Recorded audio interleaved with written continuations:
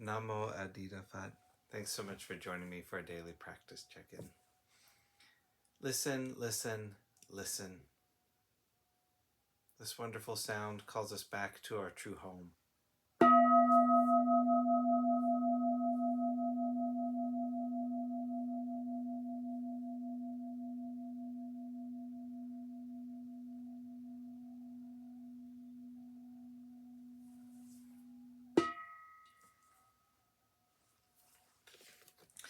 The fourth mindfulness training. Aware of the suffering caused by unmindful speech and the inability to listen to others, I vow to cultivate loving speech and deep listening in order to bring joy and happiness to others and to relieve others of their suffering. Knowing that words can create happiness or suffering, I'm determined to speak truthfully, with words that inspire self-confidence, joy, and hope. I will not spread news I do not know to be certain, and will not criticize or condemn things of which I am not sure. I will refrain from uttering words that can cause division or discord, or that can cause the family or the community to break. I'm determined to make all efforts to reconcile and resolve all conflicts, however small.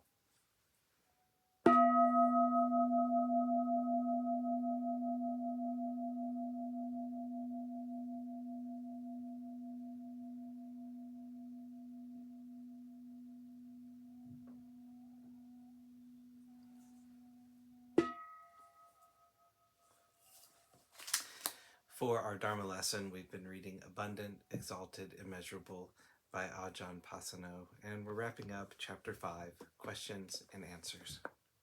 Question: what is loving kindness? What is the body and mind's experience when I feel metta for myself and others? Answer: I think everybody is going to experience it in a slightly different way.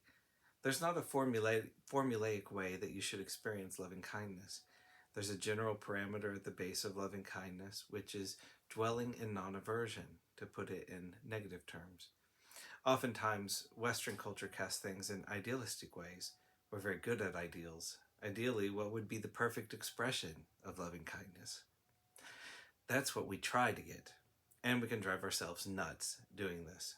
I think it's helpful to begin with a less idealistic basis, dwelling in non-aversion. It's the absence of aversion, of ill will, recognizing that we have something fairly tangible to work with. There is an experience and a recognition, because we don't dwell in aversion all the time, do we? We don't spend our whole lives in ill will and grumpiness toward the whole world. We then build on that in a more positive sense. When it's translated into the Thai language, it is expressed as well-wishing, wishing oneself and others well. There's a recognition of what we would appreciate, of what others would appreciate, that sense of well-being.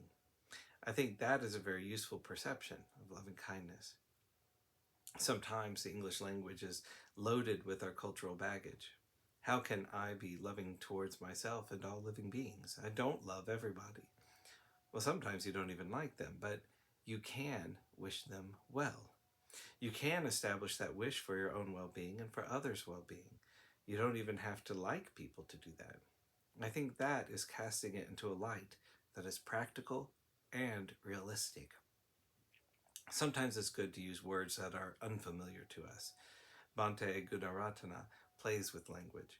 Loving friendliness, or an appreciative friendliness. It's not a word that we use all the time, but it's trying to convey a particular feeling. That kind of well-wishing or appreciative friendliness is the mental state.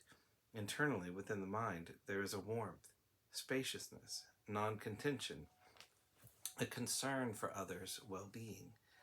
Then, of course, there will be a physical relaxation, aversion, ill will, contention. These have their attendant feelings of agitation and tightening within the body. Physically, with loving kindness, we will feel a sense of ease, spaciousness, and settledness. Within the heart, there will be a similar sense of openness. There will be space for yourself and for others. So these are some reflections. I enjoy the questions. I never quite know what's going to come out when people present a question. It's interesting to me as well.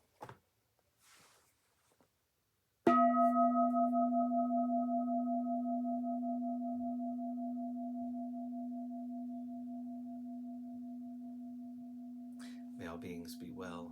May all beings be happy. May all beings be peaceful. Namo Adira Phat. Thanks so much for joining me today.